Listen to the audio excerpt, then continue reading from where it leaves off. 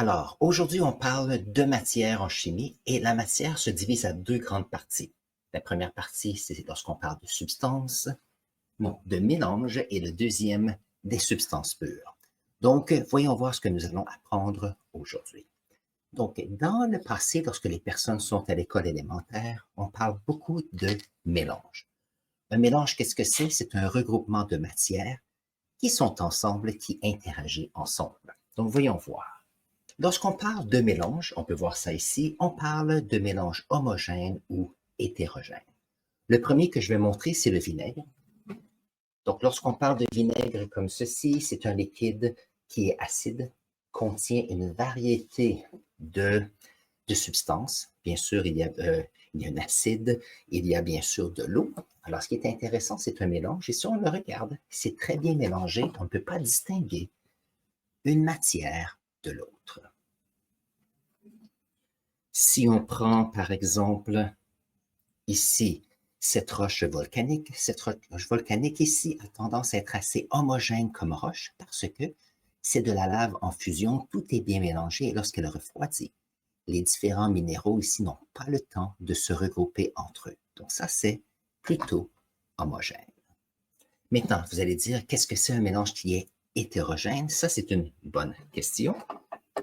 Donc, par exemple, si on prend on a ici cette éprouvette. Alors ici, j'ai de l'huile. J'ai ici des petites pastilles qui vont flotter sur l'eau, donc plus léger que l'eau, mais une densité plus grande que l'huile. Et nous avons ici des petites billes qui sont blanches. Donc ici, avec la gravité, ils sont séparés. C'est un mélange qui est ici hétérogène parce que lorsque je le brasse comme ceci, tout est mélangé. Mais si on lui donne la chance, vous allez voir, on a ici en haut l'huile qui va se séparer.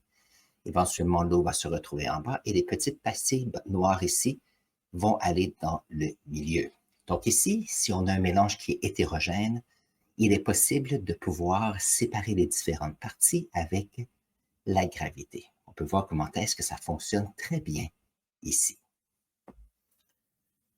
Voyons voir quelle est l'autre chose. Si on a un mélange qui est hétérogène, une autre chose qu'on peut faire, on peut bien sûr utiliser des aimants.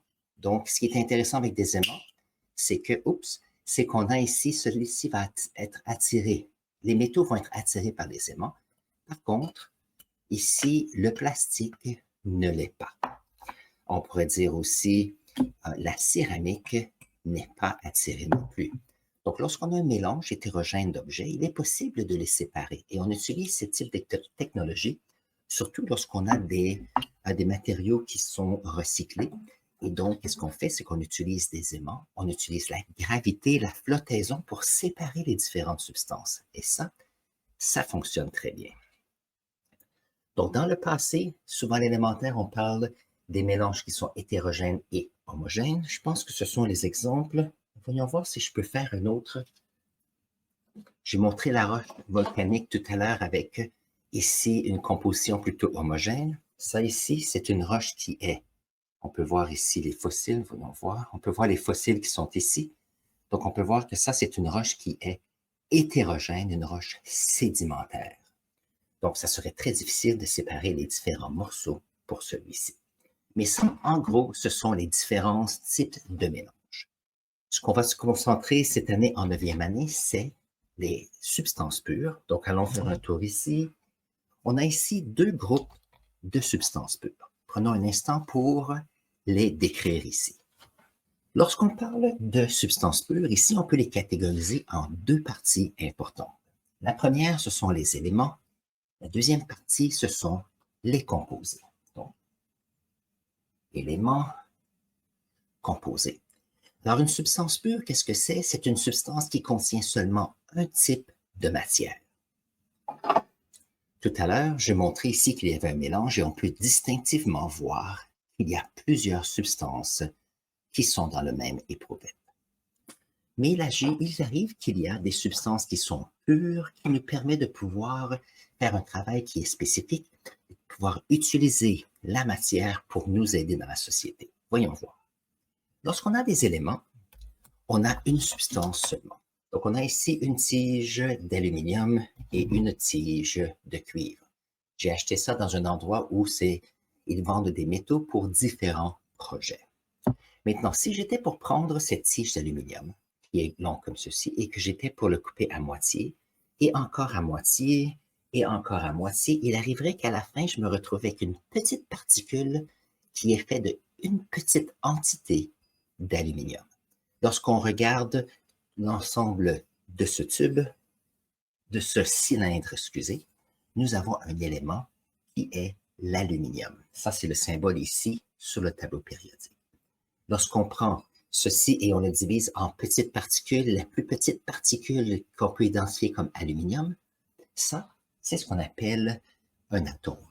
Donc, tout ceci est fait d'une immense quantité d'atomes d'aluminium et tout ceci ensemble, ça s'appelle un élément qui est l'aluminium. Même chose avec le cuivre ici.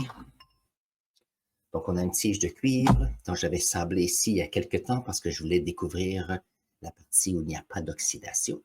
Si on prend le cuivre comme ceci et qu'on divise en deux, on se retrouve avec une petite particule qui est faite de cuivre. Et on peut l'identifier. La petite particule est un atome. Ceci est fait d'une immense quantité d'atomes de cuivre. Et donc, ceci ensemble, tous ces atomes identiques sont du cuivre et donc une substance pure. Maintenant, le deuxième groupe, on appelle ça des composés. Donc, des composés, habituellement, c'est une substance qui est faite d'un type de substance. Par contre, c'est plusieurs atomes qui sont regroupés ensemble. Donc, ici, je vais parler du fait qu'on a des composés, mais je vais montrer rapidement. Vous avez sûrement déjà vu cette idée qu'il y a un tableau dans lequel on met tous les éléments. Donc, ça ici, c'est un tableau périodique qui regroupe les 92 éléments naturels ainsi que les éléments qui sont synthétiques, donc faits par les humains qui existent. Vous en reconnaissez sûrement plusieurs. Donc, si on regarde ici en haut, nous avons l'hydrogène qui existe. Vous connaissez sûrement le fer. Vous connaissez sûrement le carbone, l'oxygène. On a aussi, qu'est-ce qu'on pourrait mettre? Je viens de parler de l'aluminium et l'autre que j'ai discuté, c'est le cuivre. Donc, ça ici, c'est ce qu'on appelle un tableau périodique des éléments. Maintenant, il arrive que certains composés... Alors, si on regarde, il y a 92 éléments naturels. Dans l'univers, sur notre Terre, dans votre maison, il y a beaucoup plus que 92 types de matières différentes. Ça veut dire qu'on doit prendre des éléments, on doit les mettre ensemble pour former des composés. Donc, voyons voir ici quelques exemples. Les exemples que j'ai ici, c'est par exemple le dioxyde de carbone. Le dioxyde de carbone existe dans notre atmosphère. Il est créé par nos voitures, par exemple, qui consomment de l'essence. Lorsqu'on expire, on a du dioxyde de carbone. Maintenant, ce qui est intéressant, c'est que le dioxyde de carbone est un composé. Donc, si on prend un ballon de dioxyde de carbone, chacune des particules sont des molécules. Donc, on a besoin de plusieurs molécules de dioxyde de carbone afin qu'on puisse avoir ensemble un composé. Intéressant.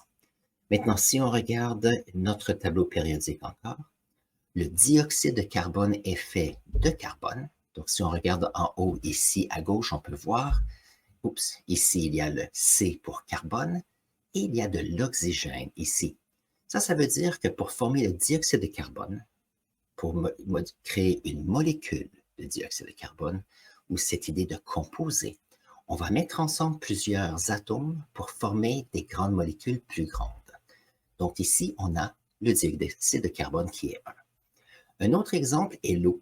L'eau a une composition de H2O, ça veut dire qu'il y a 2 particules ou 2 atomes d'hydrogène et un atome d'oxygène. Et ça va faire partie des discussions dans les jours et les semaines à venir. Très bien. Si on parle du méthane, alors on utilise souvent le méthane comme gaz naturel. Le méthane est fait de carbone, qui est ici, et d'hydrogène. Donc, ça nous permet d'avoir des substances pures qui peuvent être nommées. Alors, méthane ici, l'eau et dioxyde de carbone. Je pense que je n'ai pas d'autres. Alors ici, c'est un exemple. Il y a ici un styrofoam comme ceci. Alors ça, habituellement, on prend deux substances. Lorsqu'on les met ensemble, ça crée une nouvelle substance qui nous permet d'avoir un nouveau composé. Ici, on a le plastique. Je mettrai ça un peu plus grand pour vous. On a ici du plastique, un tuyau de plastique ici. Ça ici, c'est fait avec du plastique qui est fait de carbone et d'hydrogène. Je sais qu'il y a une couleur, donc la couleur fait que c'est sûrement un mélange d'une façon ou d'une autre. Mais les pellicules de plastique, c'est fait de carbone et d'hydrogène, et donc, ce sont des composés. Voyons voir si j'ai d'autres exemples de composés. Oh. Alors ici, j'ai du sel de table. Alors celui-ci, voyons voir, celui-ci est iodé, donc il y a du sel qui est du chlorure de sodium. Alors ici, qu'est-ce que c'est? C'est du chlorure de sodium. On a le sodium qui est ici. Oh, voyons voir le tableau périodique. Nous avons le sodium qui est là et le chlore. Chose intéressante, le chlore est un gaz.